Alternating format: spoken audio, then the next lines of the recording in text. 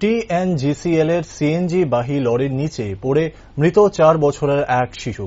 মৃত শিশুর নাম মোহাম্মদ হোসেন। ঘটনা বিশালগড় বাইপাস সড়কের রাউতকলা এলাকায়।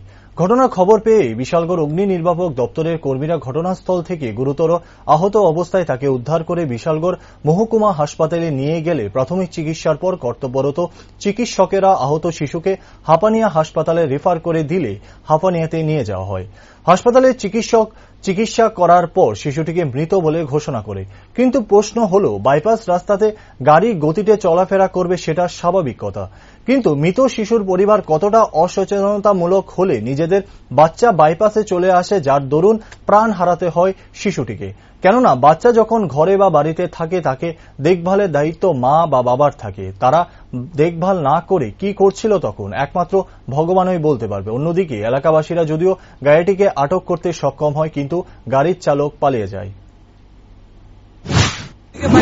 রাউতকলা বাইপাসের দিকে আমার একটা বাচ্চা মনে উঠছিল কি, তারপরে গ্যাসের গাড়ি একটা তো অনেক গতিতে আইতে দিচ্ছে, মানে ব্রেক টাকার দিচ্ছে না। তারপরে বাচ্চারা দেখতে ব্রেক দিচ্ছে না, ডাইরেক্ট মেরে দিচ্ছে, বাচ্চাটার উপরে বাড়ি দিয়ে দিচ্ছে কি দিয়ে আবার বাচ্চাটা ছিটকে ফেলাই দিচ্ছে রাস্তার ধারে।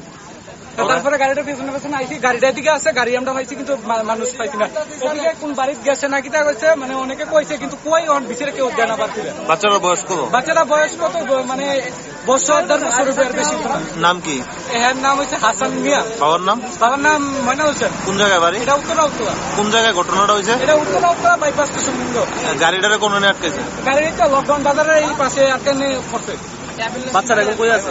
বাচ্চারা মনে হয় এখন হসপিটাল হয়ে গেছে। কি অবস্থায় আছে বাচ্চারা? মানে ডেথ মনে হয়।